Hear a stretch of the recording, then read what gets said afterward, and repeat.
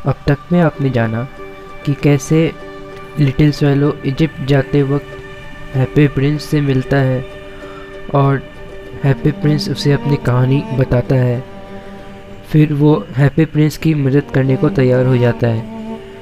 हम लोग देखते हैं वो कैसे प्रिंस की कमांड पे एक दर्जी, एक प्ले राइटर और एक मैच गर्ल की मदद करता है। इस दौरान हैप्पी प्रिंस के स्टैचू का कई हिस्सा गायब हो जाता है और ऐसे करते करते जब प्रिंस की आंखें भी चली जाती है तो वो स्वैलो को ही कहता है कि शहर में जाके देखो और मुझे बताओ कि वहाँ क्या चल रहा है। तो स्वैलो पूरे शहर में घूमता है और हैप्पी प्रिंस को बताता है कि कई गरीब लोग सड़क पे इधर उधर घूम रहे हैं। और अब आगे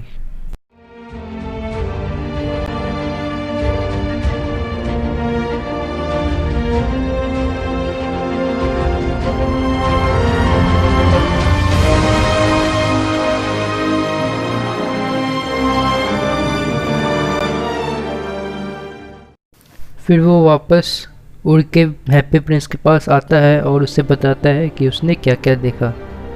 तो प्रिंस उसका जवाब देता है, मैं पूरी तरीके से गोल्ड से ढका हुआ हूँ, तो इसीलिए तुम मेरे गोल्ड के एक एक पत्ते को निकाल कर गरीबों में दान कर दो।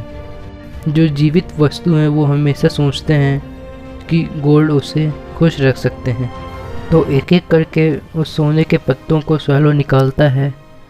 तब तक निकालता है जब तक हैप्पी प्रिंस थोड़ा डल या फिर ग्रे ना दिख जाए। पत्ते पत्ते निकालने के बाद वो गोल्ड गरीबों को दे देता है और बच्चों के चेहरे खिल उठते हैं और वो खुशी से हंसते हैं और गली में खेलने लगते हैं और वो कहते हैं कि अब हमारे पास ब्रेड आ सकता है।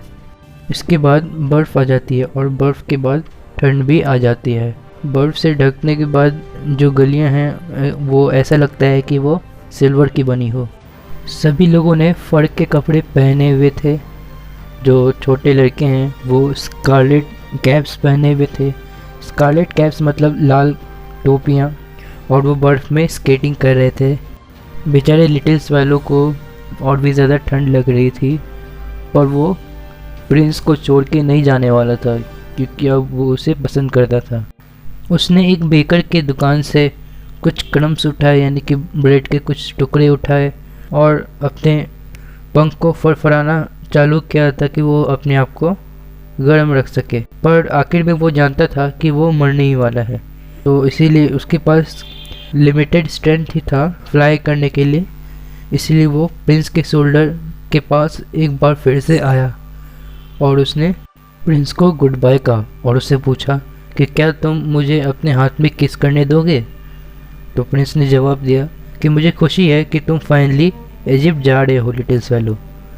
तुम यहाँ पे काफ़ी लंबे समय से रुके हुए हो, इसीलिए तुम मेरे लिप्स में किस कर सकते हो क्योंकि मैं तुमसे प्यार करता हूँ। स्वैलो कहता है कि ऐसा इसलिए नहीं है कि मैं इजिप्ट जा रहा हूँ, असल में मैं मौत के घर जा रहा हूँ। डेथ तो स्लीप का ही एक भाई है, इज़न्ट इट। और वो हैप्पी प्रिंस को लिप्स में किस करता है और उसके बाद वो उसके पैरों पे गिर के मर जाता है। और फिर अचानक से एक अजीब से क्रैक की आवाज़ उस स्टैचू के अंदर से आती है।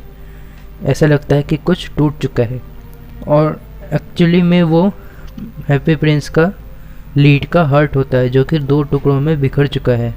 निश्चित रूप से वहाँ पे बर्फ़ का तूफान आ चुका था। अगली सुबह मेयर टाउन काउंसिलर के साथ नीचे स्क्वायर में टहलने निकले थे और जब वो उस कॉलम से गुजर रहे थे तो उसने स्टैचू की तरफ देखा और उसने कहा कि ये हैप्पी प्रिंस कितना शैबी लग रहा है। उनके साथ खड़े टाउन काउंसिलर ने भी ऊपर देखा और उनकी बात को एग्री किया। मेयर ने कहा कि उसके स्वॉर्ड से जो रूबी है वो भी गिर चुका है, उसकी आंखें भी चली गई हैं और वो अब गोल्डन नहीं रहा, अब वो एक भिखारी से भी बदतर लग रहा है। और यहाँ टाउन काउंसिलर उन्हीं की बातों को रिपीट किए जा रहे थे। मेयर ने कंटिन्यू करते हुए कहा कि और वहाँ तो एक मरा हुआ पक्षी भी उसके पैरों के पास लेटा हुआ है। हमें एक प्रोक्लेमेशन जारी करना होगा कि बर्ड्स को यहाँ मरना अलाउड नहीं है। और टाउन के क्लर्क ने इस सजेशन को नोट कर लिया। उन्होंने हैप्पी प्रिंस की मूर्ति को नीचे खींच लिया। एक यूनिवर्सिटी के आर्ट प्रोफेसर ने कहा कि क्योंकि ये अब ज़्यादा सुंदर नहीं दिखता है, इसीलिए ये अब उतना यूज़फुल नहीं रहा, और इसीलिए उस स्टैचू को फर्नेस में मेल्ट किया गया। उस फाउंड्री के वर्कर्स ने नोटिस किया कि जो उस लेड का जो टूटा हुआ दिल था वो फर्नेस पे भी मेल्ट नहीं हो रहा था। तो उन्होंने डिसाइड किया कि वो उसे फेंक देना चाहिए। तो जहाँ पे स्वैलो की डेड बॉडी फेंकी गई थी वहीं पे उन्होंने उस लेड के हर्ट को फेंक दिया।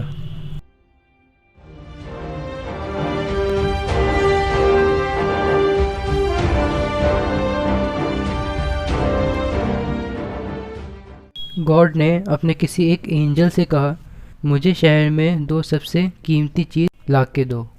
और वो एंजल शहर में जाता है और उसे एक लेड का हार्ट और एक मरी हुई पक्षी लाके देता है।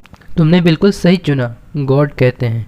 ये लिटिल बर्ड मेरे स्वर्ग के गार्डन में हमेशा गाएगी और ये हैप्पी प्रिंस मेरे गोल्ड के शहर में हमेशा मुझे प्रेज़ करेगा।